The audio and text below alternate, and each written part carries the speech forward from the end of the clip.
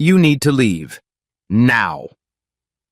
The words slice through the elegant dining room of Lumiere like a blade through silk. Brad Thompson, the restaurant manager, stands over Amara Williams, a black woman in a navy blazer who clutches her briefcase at the hostess station.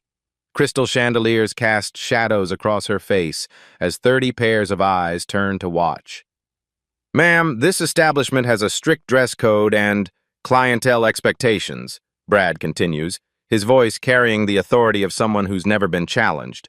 "I'm going to have to ask you to leave before you make our guests uncomfortable." Amara's fingers tighten around her briefcase handle.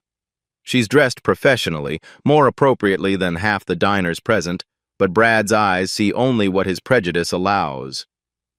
"I just wanted to—" Amara begins. "No exceptions," Brad cuts her off. "Security can escort you out if necessary." The hostess, Maria, shifts uncomfortably behind her podium. Something about this feels wrong, but challenging Brad means risking her job. Amara looks around the restaurant, her restaurant, and makes a decision that will change everything. What would you do if you were told to get out of your own business? Tell me where you're watching from. Brad doesn't know he just told the owner of the entire restaurant to leave. 30 minutes earlier, Amara Williams steps out of an Uber in front of Lumiere, her flagship restaurant in downtown Chicago's Gold Coast. No flashy car announces her arrival. No entourage follows. Just a successful businesswoman carrying a leather briefcase, observing her establishment from the sidewalk. The restaurant gleams under the evening lights, floor-to-ceiling windows revealing elegant tables, soft lighting, and the careful choreography of fine dining service. She built this place from nothing 2 years ago, investing $3.2 million of her own money to create something special, a restaurant where exceptional food and inclusive service could coexist. Through the windows, she watches the dinner crowd, predominantly white professionals, couples celebrating anniversaries, business dinners conducted over wine lists that cost more than most people's monthly salaries. This is exactly what she envisioned, but something feels off tonight. Brad Thompson notices her through the glass.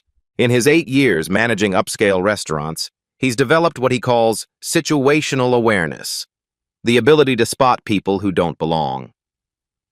The black woman standing outside, studying the entrance, triggers every unconscious bias he's cultivated. She enters through the heavy glass doors, and Brad immediately intercepts her path to the hostess station. Something about her composed confidence irritates him. She's too comfortable, too familiar with the space. "Good evening," Amara says to Maria, the young Latina hostess. "I'd like to—" "Excuse me," Brad interrupts, materializing beside the podium like a storm cloud. "Are you here for a reservation?" Amara studies his face, the slight sneer, the way his eyes assess her clothing, her briefcase, her very presence. She's seen this look before, but never in her own establishment. "I'm here to inspect the operation," she says simply. Brad's eyebrows raise. "Inspect? Ma'am, I think there's been some confusion. This is Lumiere, a fine dining establishment. Perhaps you're looking for the community center down the street?" The condescension in his voice is unmistakable. Maria's stomach tightens as she recognizes the tone Brad uses when he wants someone gone. "No confusion," Amara replies, her voice steady. "I'm exactly where I need to be." Brad sizes her up again, the off-the-rack blazer, the practical briefcase, the absence of obvious wealth markers. His prejudice calcifies into certainty. "Ma'am, I'm going to need to see your reservation confirmation. We're fully booked tonight, and walk-ins aren't typical for our clientele." Amara doesn't produce a reservation because she doesn't need one. She owns every table, every chair, every crystal glass in this place. But Brad's assumption reveals everything she needs to know about the culture he's created in her absence. "Perhaps we should discuss this privately," she suggests. "There's nothing to discuss," Brad responds, his voice hardening with authority he believes he possesses. Amara's calm response to his aggression suggests she knows something Brad doesn't. Brad Thompson has handled situations like this before. In his previous position at the Winnetka Country Club, he'd mastered the art of exclusion, using policy and procedure to maintain what members called standards. Lumiere may be downtown Chicago rather than suburban privilege, but the principles remain the same. "Ma'am, I'm going to need you to state your business here," Brad announces, his voice carrying across the dining room.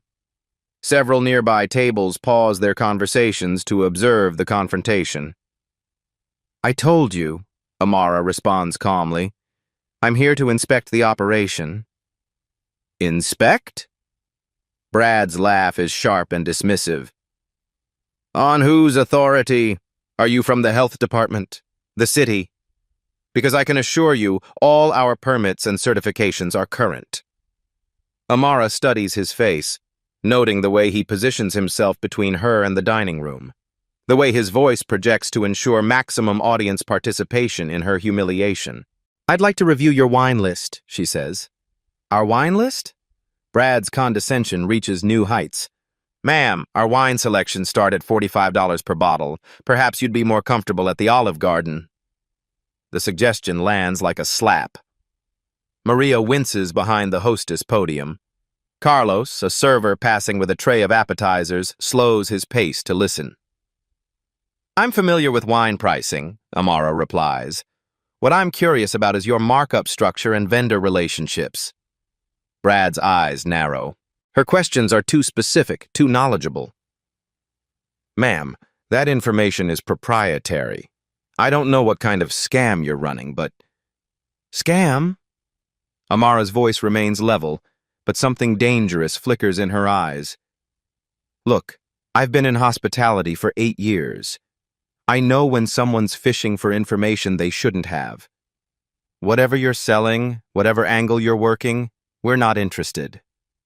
A young professional woman at table 12 discreetly starts recording on her phone, sensing the confrontation escalating beyond normal restaurant drama. "Mr. Amara waits for his name.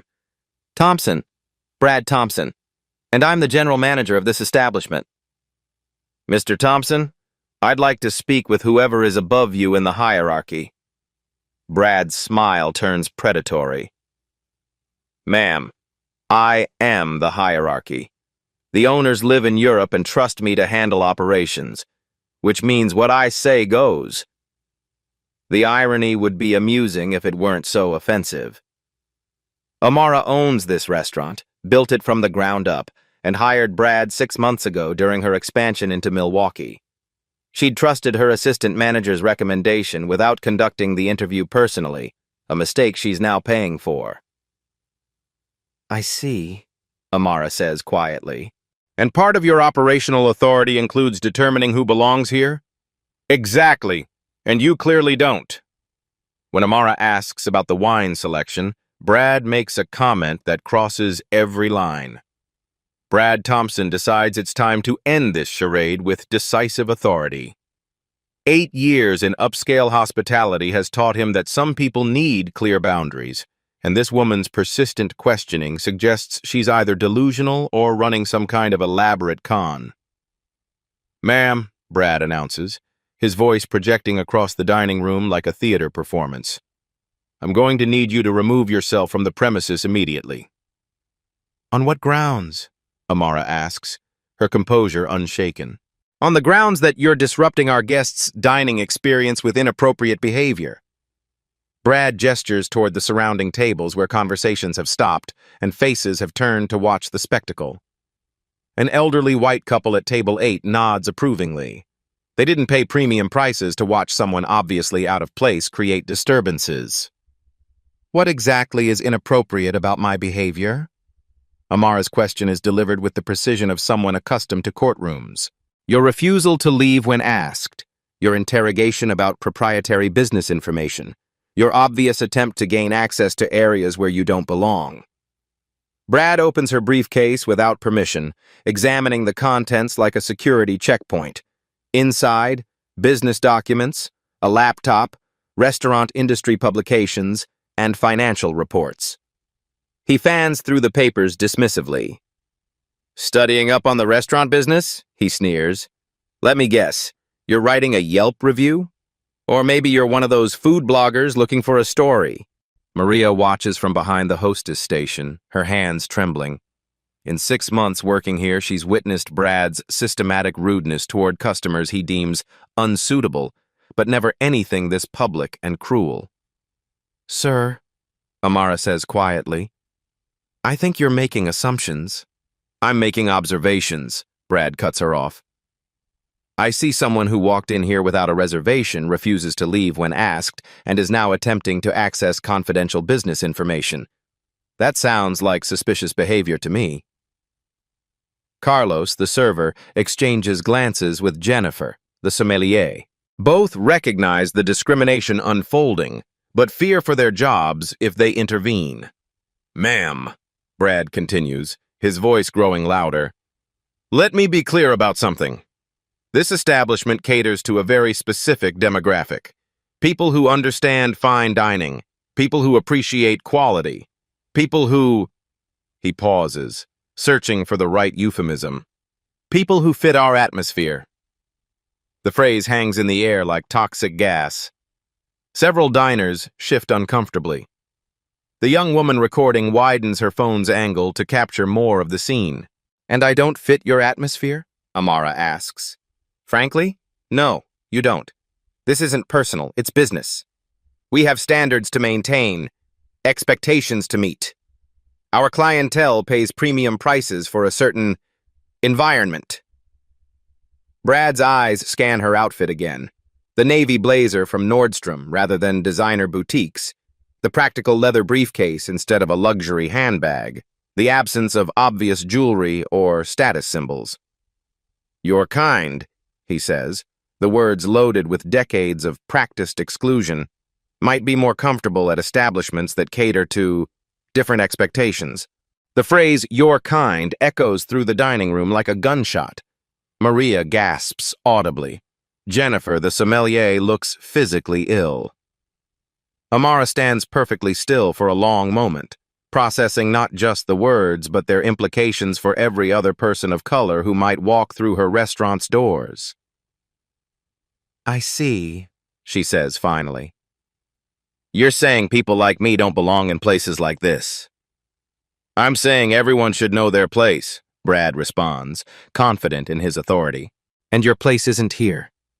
Amara quietly says, "I'll remember everything you've said tonight," and heads for the door. Amara Williams sits in the back seat of an Uber, watching Lumiere's warm lights recede through the rear window. The driver, a middle-aged black man named Jerome, glances at her in the rearview mirror. "You okay back there? You look like you've seen a ghost." "Something like that," Amara murmurs, her fingers tight around her briefcase handle. The humiliation burns, but beneath the pain lies something more dangerous. Determination. She built Williams Hospitality Group from a single food truck on Chicago's South Side. 15 years of 18-hour days, culinary school loans, and investors who didn't believe a young black woman could succeed in fine dining. Every restaurant in her portfolio represents a victory over people who looked at her the way Brad Thompson just did. But this feels different. This feels personal. Because Lumiere isn't just another restaurant. It's her flagship, her statement about what inclusive excellence looks like. And she hired the man who just told her she doesn't belong there. "Jerome, can you pull over for a minute?" He finds a parking space 2 blocks from the restaurant. Amara takes out her phone and dials the first of several calls that will change Brad Thompson's world. "Janet? It's Amara. I need emergency documentation for wrongful termination proceedings." "Yes, tonight. Brad Thompson, the general manager at Lumiere. Because he just discriminated against the owner of the restaurant." Janet Morrison, her head of legal affairs, has handled discrimination cases before, but never one where the victim owned the establishment. "Amara, what exactly happened?" "He told me I didn't belong in my own restaurant, called me my kind, suggested I'd be more comfortable somewhere that caters to different expectations." Amara's voice remains steady, but Janet can hear the steel beneath the calm. "Did anyone witness this?" 30 diners, 5 staff members, and at least one person recording on their phone. Jesus. Okay. I'll prepare termination documents tonight. Do you want to press criminal charges? Let's see how he responds to unemployment first. The second call goes to Michael Chen, her HR director. Michael, prepare immediate termination protocols for Brad Thompson. Effective tomorrow morning. Gross misconduct, discriminatory behavior, violation of company values. Yes, I'll explain everything later. The third call reaches David Park, her business partner and co-founder of Williams Hospitality Group. David, we have a problem at Lumiere. The new manager. No, worse than incompetent. He's a liability. Meet me at the office in an hour. The fourth call connects her to Sarah Martinez, head of public relations. Sarah, prepare crisis communication strategy. We're about to make personnel changes that might attract attention. The kind of attention that comes with firing someone for racism. In our own restaurant. Amara reviews the security footage on her phone. Lumiere's cameras are connected to her mobile app for remote monitoring. Everything is documented. Brad's condescension, his refusal to listen, his public humiliation of a customer who happened to be his employer. She opens her laptop and begins typing detailed notes about the evening's events. Every word Brad spoke, every gesture, every moment when staff members chose silence over intervention. Tomorrow morning, she'll return to Lumiere with her legal team, and everyone will understand exactly who Amara Williams is. Her phone buzzes with the text from Jerome. My daughter's studying hospitality management at Columbia College. Maybe she should find a different career? Amara types back, tell her to stay in school. We're going to need good people to replace the bad ones. Tomorrow morning, Amara will return to Lumiere, but this time, everyone will know exactly who she is. Brad Thompson pours himself a scotch from the bar's top shelf, savoring both the liquor and his successful handling of a potentially disruptive situation. The dining room has returned to its normal rhythm, the soft clink of crystal, murmured conversations about quarterly earnings and weekend plans in the Hamptons. Maria, he calls to the hostess station. Good catch on that situation earlier. You recognized she didn't belong here. Maria Gonzalez shifts uncomfortably behind her podium. Mr. Thompson, I'm not sure she was actually causing any problems. Maria, you've been here 6 months. Trust me, I've been doing this for 8 years. Some people try to take advantage of hospitality, and you have to shut it down quickly before it spreads. But Maria can't shake the image of the woman's dignity under assault. The way she remained calm despite Brad's escalating aggression. Something about the encounter felt wrong. Fundamentally wrong. Carlos approaches the hostess station with dirty plates from table 12. Brad, the woman at 12 wants to speak with you. The young professional who'd been recording looks up as Brad approaches her table. Sir, I wanted to ask about what just happened with that woman. Nothing to concern yourself with, Brad replies smoothly. Just a confused individual who wandered into the wrong establishment. We handle these situations quickly to minimize disruption to our valued guests. She seemed perfectly polite to me. Ma'am, appearances can be deceiving. Part of maintaining standards means recognizing when someone doesn't understand the environment they're entering. The woman, Sarah Chen, a tech executive, studies Brad's face carefully. And you determined she didn't understand based on experience. 8 years in hospitality management teaches you to read people quickly. Sarah nods slowly, her phone still recording under the table. I see. Well, I wanted you to know that I posted a video of the interaction on TikTok. It's getting quite a bit of attention. Brad's confidence falters slightly. A video? Lumiere discrimination. It's trending locally. Almost 15,000 views in the past hour. The scotch turns to acid in Brad's stomach. He hadn't noticed anyone recording, hadn't considered that his professional handling might be misinterpreted by social media. Ma'am, I hope you'll consider that there are always 2 sides to every story. Oh, I'm sure there are, Sarah interrupts. But only one side was telling a black woman she didn't belong in a restaurant. Brad retreats to his office and pulls up TikTok on his phone. The video is there. his voice clearly audible telling Amara she doesn't fit the atmosphere, suggesting she'd be more comfortable elsewhere, examining her briefcase like contraband. The comments are brutal. This is 2023 and this man is acting like it's 1953. Someone needs to find out who this manager is. That woman handled it with more grace than I would have. Boycott Lumiere until they fire this racist. Brad has no idea that his professional handling just cost him everything. By morning, Sarah Chen's TikTok video has exploded across social media platforms. The hashtag Lumiere discrimination trends not just locally but nationally, with celebrity chefs and food industry professionals weighing in on restaurant discrimination. Brad Thompson arrives at Lumiere for the breakfast prep shift, his usual confidence replaced by gnawing anxiety. The video has reached 127,000 views overnight, shared by Food Network personalities and restaurant critics across the country. "Morning, Brad," Carlos calls from the kitchen. "You seen the news?" "What news?" Carlos holds up his phone, showing local Channel 7's website. "Downtown restaurant under fire for alleged discrimination." The article includes screenshots from the viral video and quotes from civil rights advocates calling for boycotts. "It's just social media nonsense," Brad tells himself, but his hands shake as he pours coffee. These things blow over in a day or two. Jennifer, the sommelier, approaches with the morning's delivery invoices.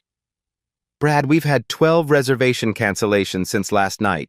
People are calling specifically to cite the discrimination video." 12 cancellations? And the phone keeps ringing. Some supportive, but mostly not. Maria arrives for her shift looking exhausted. She'd spent the night watching the video circulate on Instagram, Twitter, and Facebook, each platform adding new layers of outrage. Friends from her neighborhood in Pilsen had tagged her in posts asking if she worked at that racist restaurant. "Mr. Thompson," she says quietly, "maybe we should prepare some kind of statement." "No statements," Brad snaps. "This is exactly what these people want, to create drama where none exists. We respond to social media mob tactics, and it legitimizes their behavior." What Brad doesn't realize is that while he's dismissing social media mob tactics, Amara Williams is in her office downtown, reviewing legal documents prepared overnight by her team. Termination papers, discrimination lawsuit filings, a comprehensive plan to transform Lumiere's culture from the ground up. Her phone buzzes with updates from her social media manager. Story picked up by Eater Chicago, Food and Wine tweeting about industry-wide discrimination. James Beard Foundation asking for comment.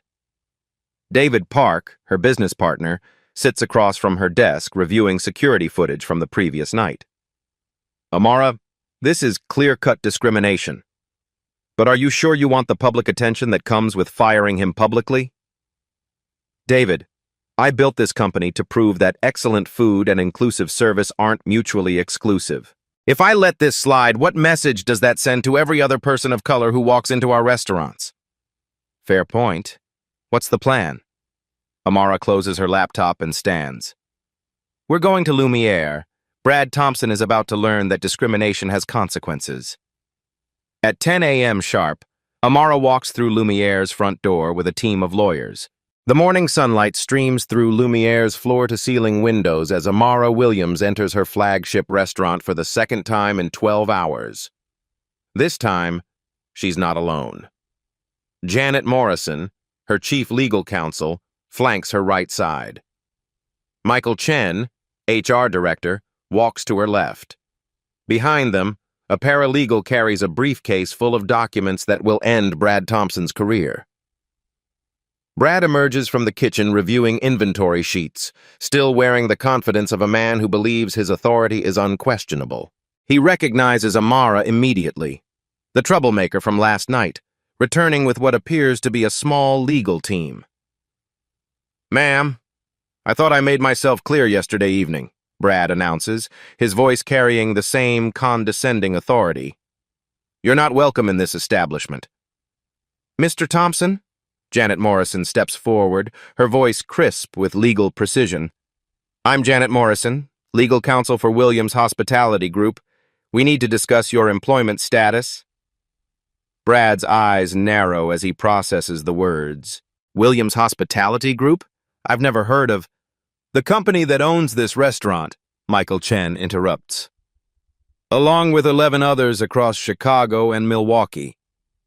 The color drains from Brad's face as the implications begin to register. His eyes dart between the legal team and Amara, who stands quietly observing his mounting panic. This is some kind of mistake, Brad stammers. The owners live in Europe. I report directly to... You report to me, Amara says quietly. Or rather, you reported to me until last night. Staff members begin gathering near the kitchen doors. Maria, Carlos, Jennifer, and others who witnessed the previous evening's confrontation. The pieces of a puzzle they didn't know they were solving suddenly click into place. You're claiming to be... Brad can't complete the sentence. I'm not claiming anything, Amara responds. I am Amara Williams, founder and CEO of Williams Hospitality Group. This is my restaurant. You work for me. Or rather, you worked for me until you decided people like me don't belong here. Brad's legs feel unsteady. The woman he humiliated, the person he told to know her place, owns everything around him. Every table, every chair, every crystal glass he'd used to establish his authority. Mr. Thompson, Janet Morrison continues, you're terminated for cause, effective immediately. Gross misconduct, discriminatory behavior, and violation of company policy regarding inclusive service. This is impossible, Brad whispers. You can't just... Security will escort you from the premises, Michael Chen adds. You have 10 minutes to collect personal belongings from your office. Company property remains here. Carlos, the server who'd watched Brad's discrimination with silent discomfort, steps forward. Miss Williams, I wanted to apologize for not saying anything last night. I should have... Carlos, Amara interrupts gently. We'll discuss how to improve our culture going forward. Right now, I need to address the immediate situation. Can you guess what she's about to reveal? Drop your predictions in the comments. Brad looks around desperately, seeking support from staff who've endured his management for 6 months. He finds only uncomfortable silence and averted eyes. Amara says 4 words that will change everything. I own this restaurant. The words land in the dining room like thunder. I am Amara Williams, owner and CEO of Williams Hospitality Group. Brad Thompson's face cycles through shock, disbelief, and growing horror as the full magnitude of his mistake becomes clear. The woman he humiliated, the person he told didn't belong, owns not just this restaurant, but an empire. Williams Hospitality Group, Amara continues, her voice steady and professional, operates 12 upscale restaurants across Chicago and Milwaukee. Annual revenue, $47 million. Lumiere is our flagship establishment, opened 2 years ago with a $3.2 million investment. Maria's hand flies to her mouth. She recognizes the name from industry publications. Williams Hospitality Group has been featured in Food and Wine, Bon Appetit, and Restaurant Business magazine as a leader in inclusive fine dining. Our mission, Amara continues, has always been simple. Prove that exceptional food and service don't require exclusion. Great hospitality means making everyone feel welcome regardless of their appearance, background, or perceived social status. Carlos steps forward, his voice barely above a whisper. Ms. Williams, I'm so sorry. I should have said something last night. Carlos, you were afraid for your job. I understand that. But going forward, we're creating an environment where speaking up for what's right is rewarded, not punished. Jennifer, the sommelier, looks physically ill. I watched it happen and did nothing. I'm ashamed. Jennifer, shame is the beginning of growth. What matters is what we do next. Brad finds his voice, desperation making him bold. This is some kind of elaborate scam. I don't believe... Janet Morrison opens her briefcase and produces incorporation documents, business licenses, and property deeds. Mr. Thompson, these are public records. Williams Hospitality Group purchased this property in March 2021. Ms. Williams has owned this restaurant since before you were hired. The irony is devastating. Brad had bragged about his authority, claiming the owners trusted him to maintain standards. The owner was standing right in front of him, and he'd told her she didn't belong. My background, Amara says, addressing the staff gathered around her, might surprise some of you. I started with a food truck on Chicago's South Side, worked 3 jobs to pay for culinary school, built this company from nothing because I believed Chicago needed restaurants where excellence and inclusion could coexist. She walks to the center of the dining room, the same spot where Brad had humiliated her 12 hours earlier. I've faced discrimination in restaurants my entire life. Servers who assumed I couldn't afford the menu, managers who questioned my reservations, hostesses who suggested I'd be more comfortable elsewhere. I built Williams Hospitality Group to ensure no one else would face that treatment. Brad's world continues crumbling as the staff processes what they're learning. The quiet woman he'd dismissed as a troublemaker is industry royalty, featured on magazine covers, invited to speak at hospitality conferences, recognized as one of Chicago's most successful restaurateurs. Mr. Thompson, Amara turns to face him directly. Last night you told me people like me don't understand fine dining. You suggested I should know my place. You examined my briefcase like I was a criminal. You did all of this in front of customers and staff, creating an environment of hostility and discrimination. I was protecting the restaurant's reputation.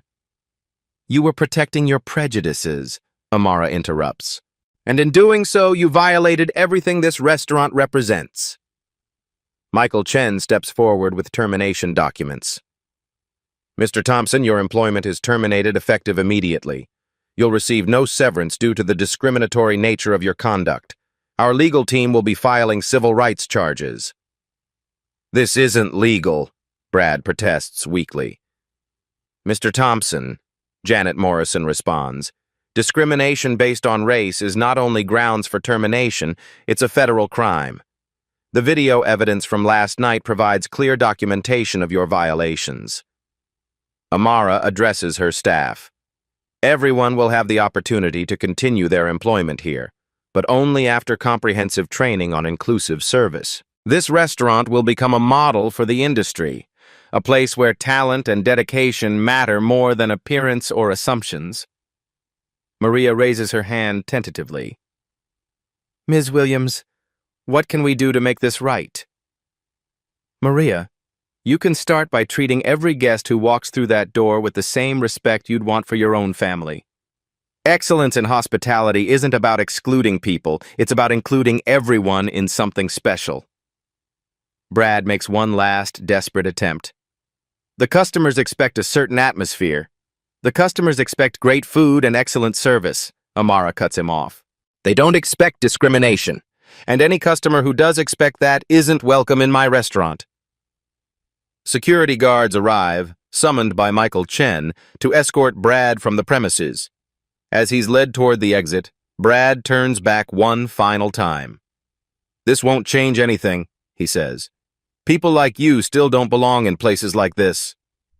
Amara's response is quiet but reaches every corner of the dining room. Mr. Thompson, I don't belong in places like this. I built places like this so everyone belongs. But Amara's not done. The legal and professional consequences for Brad are just beginning. Within 24 hours of Brad Thompson's termination, the story explodes across every major platform. Sarah Chen's original TikTok video reaches 3.2 million views.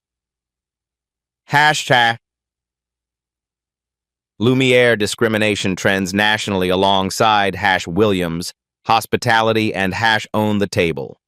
Celebrity chef Jose Andres tweets, discrimination has no place in hospitality. Proud of @Amara Williams for taking a stand. The post garners 47,000 retweets in 6 hours. Food Network's official account shares the story. Restaurant owner faces discrimination in her own establishment. fires manager responsible. The video compilation reaches 1.8 million views by midnight. Brad, meanwhile, sits in his studio apartment watching his professional destruction unfold in real time. His name trends on Twitter, not for culinary achievements, but as a cautionary tale about workplace discrimination. His LinkedIn profile attracts hundreds of messages, none of them job offers. The restaurant industry responds with unprecedented speed. The National Restaurant Association issues an emergency statement condemning discrimination and announcing new training requirements for member establishments. Chicago Restaurant Week organizers invite Amara to serve as keynote speaker for their annual conference. Her topic? Building Inclusive Excellence in Fine Dining. Alinea's Granta Chats reaches out personally. Would love to discuss partnering on industry-wide bias training. What you did took incredible courage. The James Beard Foundation announces new guidelines for award eligibility, including demonstrated commitment to inclusive hiring and service practices. Janet Morrison files a comprehensive civil rights lawsuit against Brad personally, seeking damages for intentional discrimination based on race, violation of Illinois Human Rights Act, intentional infliction of emotional distress, defamation, suggesting Amara was running a scam. The Cook County State's attorney opens a criminal investigation into civil rights violations. Prosecutor Maria Santos explains, when discrimination occurs in places of public accommodation, it becomes a matter of public interest. Brad's court-appointed attorney, overwhelmed by evidence, advises immediate settlement. Brad, there's video footage of you telling a black business owner she doesn't belong in her own restaurant. No jury will side with you. Lumiere's reservations. Bookings increased 340% within 1 week. The restaurant is fully booked for the next 3 months, with a waiting list of over 800 people.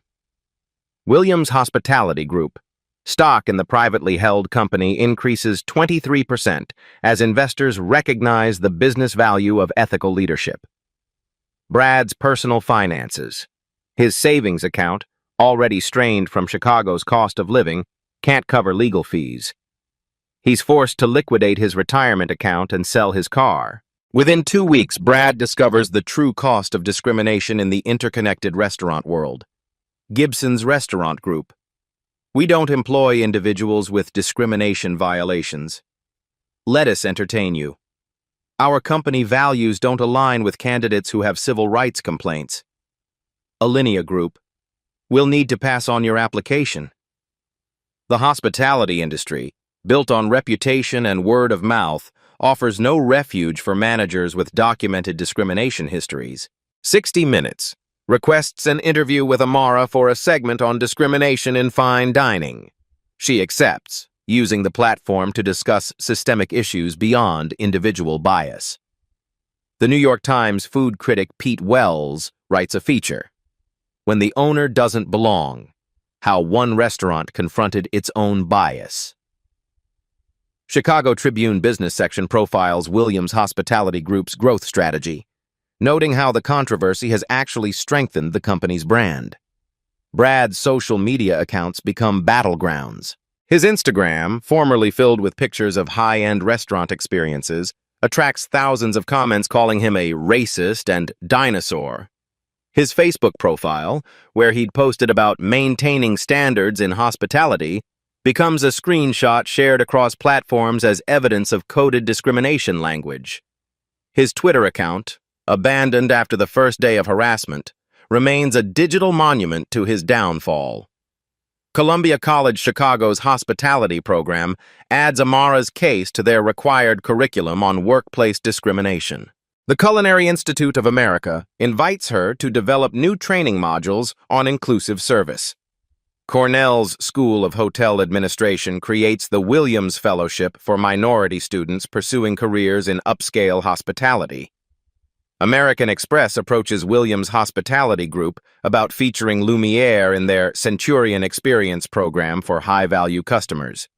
Open Table offers to waive fees for all Williams Hospitality Group restaurants as a show of support for inclusive dining. 3 new investors contact David Park about funding expansion. We want to be part of what you're building.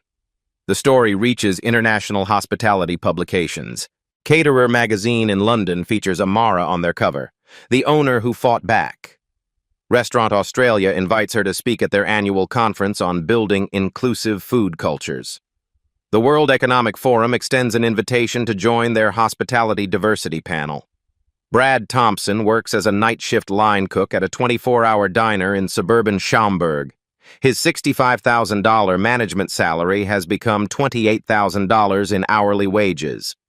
His professional reputation, built over 8 years, was destroyed in 8 seconds of video. Amara Williams graces the cover of Entrepreneur magazine, the CEO who turned discrimination into industry transformation. Williams Hospitality Group announces 3 new restaurant acquisitions and plans for expansion into Detroit and Cleveland. The discrimination lawsuit settles out of court. Brad pays $75,000 in damages and agrees to complete 200 hours of bias training and community service. Brad's court hearing will determine if discrimination in restaurants carries criminal consequences. 6 months after the viral video that destroyed his career, Brad Thompson sits in Cook County Criminal Court wearing a wrinkled dress shirt and borrowed tie. The federal courtroom is packed with reporters, civil rights advocates, and hospitality industry professionals who've come to witness what many consider a landmark case in restaurant discrimination. Judge Patricia Williams, no relation to Amara, presides over proceedings that will determine whether workplace discrimination in public accommodations constitutes criminal behavior. The irony of a black female judge hearing Brad's case isn't lost on anyone present. This case, Judge Williams announces, concerns more than individual misconduct. It addresses systemic discrimination in an industry that serves the public and employs millions of Americans. Amara takes the witness stand first, her testimony measured and devastating. She wears the same navy blazer from that night at Lumiere, not as a victim, but as a business leader demanding accountability.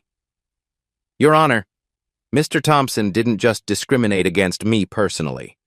He created an environment where staff members learned that certain customers don't deserve basic respect. That environment is toxic to employees and devastating to communities. The prosecution presents crushing evidence. The viral TikTok video showing Brad's discriminatory language, security footage from Lumiere's cameras, and testimony from staff members who witnessed the incident. Carlos, the server, testifies about the hostile work environment. Mr. Thompson regularly made comments about customers he felt didn't belong. He taught us to categorize people by appearance rather than treat everyone with respect. Maria, the hostess, describes the fear that kept staff silent. We knew what we saw was wrong, but challenging Mr. Thompson meant risking our jobs. He made it clear that questioning his judgment was insubordination. Jennifer, the sommelier, shares the most damaging testimony. The night before the incident, Mr. Thompson told me that certain types of people were bad for business. He was specifically referring to minority customers. Brad's public defender, overmatched by the evidence and media attention, attempts a desperate defense.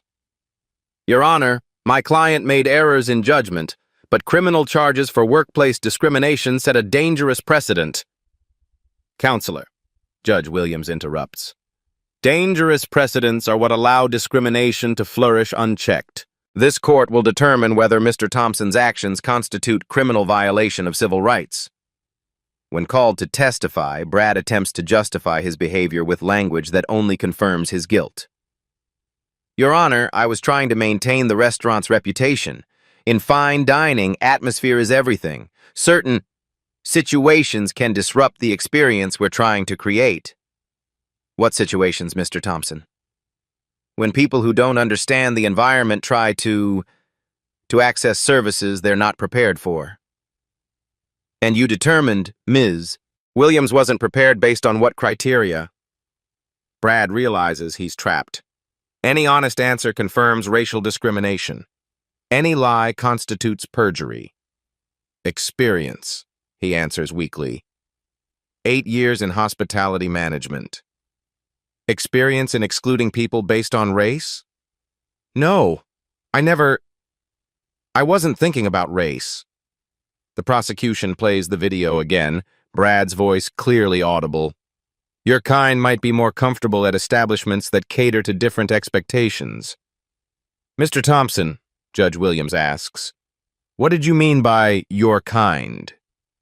Brad's silence stretches for 30 seconds before his attorney whispers urgent advice about self-incrimination. The prosecution's closing argument is devastating. Your Honor, Mr. Thompson's testimony confirms what video evidence already proved. He systematically excluded customers based on racial assumptions. This isn't a workplace dispute. It's a civil rights violation that demands criminal accountability. Judge Williams deliberates for 2 hours before returning with her verdict. Mr. Thompson, your actions constitute willful violation of the Illinois Human Rights Act and federal civil rights statutes. You created a hostile environment for both customers and employees based on racial prejudice. You're sentenced to 18 months in county jail, suspended to 36 months supervised probation, $50,000 in fines, 500 hours of community service at civil rights organizations, mandatory bias counseling, and lifetime prohibition from restaurant management positions. Brad's legs buckle as the reality hits. Not only is his hospitality career over, but he'll spend the next 3 years under court supervision, working with the very communities he discriminated against. Outside the courthouse, Amara addresses a crowd of supporters and media. Today's verdict sends a clear message. Discrimination isn't just morally wrong, it's criminally wrong. This case protects every person who walks into a restaurant expecting to be treated with basic human dignity. The verdict will reshape how the entire restaurant industry approaches inclusion. The Williams versus Thompson case creates seismic shifts across the American restaurant industry. Within 6 months, Lumiere standards become the benchmark for inclusive hospitality nationwide. The National Restaurant Association announces mandatory bias training for all member establishments. CEO Michelle Williams, no relation, states, the Amara Williams case proves that discrimination isn't just morally wrong, it's economically devastating. The James Beard Foundation revises award criteria to include demonstrated commitment to inclusive service. Restaurants must now document diversity training and inclusive hiring practices to qualify for recognition. State governments respond with unprecedented speed. Illinois passes the Restaurant Equity Act, requiring bias training for all food service management licenses. California, New York, and 8 other states introduce similar legislation within 90 days. Federal intervention follows. The Department of Justice establishes the Restaurant Discrimination Task Force, using the Williams case as a template for investigating systematic exclusion in public accommodations. Major chains implement immediate changes. McDonald's requires bias training for all franchise managers. Starbucks partners with Williams Hospitality Group to develop inclusive service protocols.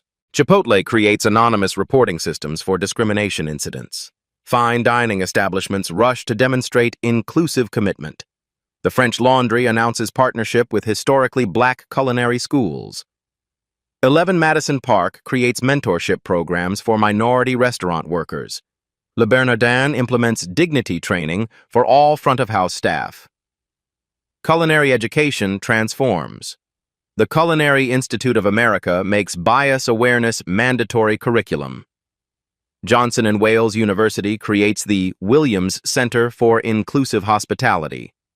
Community colleges across the country add discrimination awareness to food service programs. Technology companies respond. OpenTable develops bias reporting features allowing customers to flag discriminatory treatment.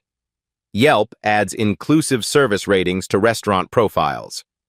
Reezy partners with civil rights organizations to monitor member establishments. Insurance industry adapts. Restaurant liability policies now exclude coverage for discrimination claims. Premiums increase for establishments with bias complaints. Industry consultants offer inclusion audits to reduce legal exposure. Economic impact becomes undeniable. Studies show restaurants with documented inclusive practices average 28% higher revenue than industry standard. Harvard Business School publishes research proving bias training increases customer satisfaction across all demographics. International influence spreads. The European Union adopts Williams protocols for hospitality businesses. Restaurant associations in Canada, Australia, and the UK implement similar discrimination prevention programs. Celebrity chef activism. Jose Andres creates the Dignity in Dining initiative. Tom Colicchio testifies before Congress about industry discrimination. Anthony Bourdain's estate posthumously endorses inclusive hospitality training. Legal precedent strengthens. Federal courts cite Williams versus Thompson in subsequent discrimination cases. The ruling establishes that systematic exclusion in public accommodations constitutes criminal civil rights violations. Cultural transformation accelerates. A new generation of restaurant managers grows up expecting diversity as normal. Culinary schools report increased enrollment from underrepresented communities. Industry publications regularly feature inclusive dining success stories. Measurement and accountability. Annual inclusion reports become standard for restaurant groups. Anonymous customer surveys track discriminatory treatment. Industry rankings now include diversity metrics alongside food quality ratings. 2 years later, discrimination complaints in American restaurants have dropped 71% from pre-Williams levels. The change that began with one woman's dignity now protects millions of diners nationwide. 2 years later, Amara returns to Lumiere for a very special celebration.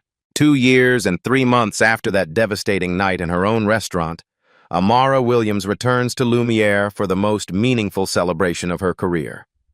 Tonight, the restaurant officially receives its Michelin star, the first Chicago establishment to earn the designation, while also holding the James Beard Foundation's Excellence in Inclusive Service Award. The transformation is evident from the moment she enters. The hostess station, now staffed by Marcus Rodriguez, a graduate of the Williams Fellowship Program, reflects the diversity Amara always envisioned. Behind him, the dining room buzzes with conversations in multiple languages, couples of every background sharing anniversary dinners, business meetings conducted by professionals who no longer worry about whether they'll be welcomed. Maria Gonzalez, promoted to assistant general manager after completing Cornell's hospitality leadership program, greets Amara with genuine warmth. Ms. Williams, thank you for believing in us when we couldn't believe in ourselves. The staff has evolved beyond recognition. Carlos now leads the sommelier program, having discovered a passion for wine education after Amara sponsored his advanced certification. Jennifer manages the front-of-house team with confidence born from knowing that inclusive service isn't just policy, it's profitable. Amara, David Park approaches with the evening's reservation report. We're booked solid for the next 4 months. The waiting list has over 1,200 names. She nods, unsurprised. Excellence and inclusion have proven to be complementary forces, not competing ones. Lumiere's transformation into Chicago's most sought-after reservation demonstrates what she's always believed. People want to spend money at places that respect their dignity. At table 12, the same table where Sarah Chen recorded the viral video that changed everything, a young black girl celebrates her birthday with her family. She orders the tasting menu with the confidence of someone who's never been told she doesn't belong anywhere. Amara's phone buzzes with a news alert. Former Lumiere manager Brad Thompson completes court-mandated community service. The article notes his work with the Chicago Urban League, teaching bias awareness to restaurant workers. Reports suggest genuine transformation, though trust must be earned through sustained action rather than court orders. Any regrets? David asks, following her gaze toward the table where her humiliation became her catalyst. About firing Brad? None. About the pain our family endured? If it prevents other families from experiencing the same discrimination, then it served a purpose larger than our comfort. Lisa Williams, Amara's wife of 15 years, joins them at the bar. The kids want to know if they can order dessert first tonight since it's a special occasion. Amara laughs, the first genuine laugh she's had in this space since the incident. Tell them this is their restaurant too. They can order whatever makes them happy. The evening's highlight comes when Dr. James Washington, a prominent civil rights attorney, approaches their table. Ms. Williams, I wanted to thank you personally. My daughter is studying hospitality management at Columbia College because of your example. She says she wants to build restaurants like Ms. Williams, places where everyone belongs. This is the legacy Amara treasures most, not the business success or legal precedents, but young people who see hospitality as a profession of dignity rather than discrimination. As the evening winds down, Amara stands in the center of the dining room where Brad once told her she didn't belong. The space now represents everything she envisioned when she first invested her life savings in this dream. A place where exceptional food and inclusive service create magic together. Marcus approaches with the final seating of the evening, an elderly interracial couple celebrating their 50th wedding anniversary. In 1973, they couldn't find restaurants that would serve them together. Tonight, they're treated like royalty by a staff that reflects the community's beautiful diversity. Ms. Williams, Marcus says quietly, thank you for showing us that our job isn't to judge who belongs here. Our job is to make everyone feel like they belong here. Amara watches the couple share a chocolate souffle and realizes this is what victory looks like. Not revenge against individuals, but systematic change that protects future generations. True power isn't about excluding others. It's about including everyone in excellence. Amara Williams' extraordinary journey from humiliation to industry transformation proves that individual courage can reshape entire economic sectors. What began as a routine inspection of her flagship restaurant became a catalyst for change that now protects millions of diners from discrimination. The story demonstrates that ownership without values is meaningless, but ownership with purpose becomes revolutionary. Amara didn't just fire a discriminatory manager, she fired a discriminatory system, replacing exclusion with excellence and proving that inclusion drives profitability. This narrative extends beyond restaurants into every service industry where discrimination persists. Hotels, retail stores, medical offices, and entertainment venues all wrestle with the same fundamental question. Do we serve some people or all people? Would you have handled this differently? Share this story if discrimination in restaurants needs to end. Brad Thompson's fall from $65,000 management salary to $28,000 hourly wages demonstrates that prejudice carries devastating personal costs. His 8-year career evaporated in 8 seconds of viral video because he couldn't see past the color of a customer's skin, who happened to own everything around him. But this story isn't really about Brad's downfall or even Amara's triumph. It's about Maria's promotion from hostess to assistant general manager. It's about Carlos discovering his passion for wine education. It's about Marcus learning that hospitality means making everyone feel they belong. Most importantly, it's about the young black girl celebrating her birthday at table 12, ordering the tasting menu with confidence because she's growing up in a world where her dignity isn't negotiable. The transformation at Lumiere sparked industry-wide changes that seemed impossible just 3 years ago. Bias training became standard practice. Inclusive hiring became competitive advantage. Anonymous reporting systems gave employees power to prevent discrimination before it escalates. Your response to discrimination matters too. When you witness bias in restaurants, hotels, or any service business, you have choices that determine outcomes. You can stay silent and enable continuation, or speak up and demand accountability. Support businesses that demonstrate inclusive values. Leave reviews highlighting respectful treatment. Share stories of establishments that prove excellence and equality can coexist. Economic pressure creates faster change than legislation alone. Use Amara's case as a template. Document incidents, understand your rights, and remember that business owners who discriminate aren't just morally wrong, they're economically stupid. Inclusion drives profitability across every industry. The Williams precedent reminds us that justice isn't just about punishing wrongdoing. It's about creating systems that prevent future harm. Every dollar spent at inclusive businesses represents a vote for the kind of world we want to inherit. Change begins with refusing to accept unacceptable treatment. It continues with supporting leaders who create equitable environments. It's completed when the next generation can't imagine a world where respect depends on appearance rather than humanity. Next week, we'll share the story of Judge Patricia Chen, who confronted racial profiling in her own courthouse, and how one courtroom confrontation changed judicial conduct nationwide. Subscribe now to see how justice professionals can become agents of systemic change.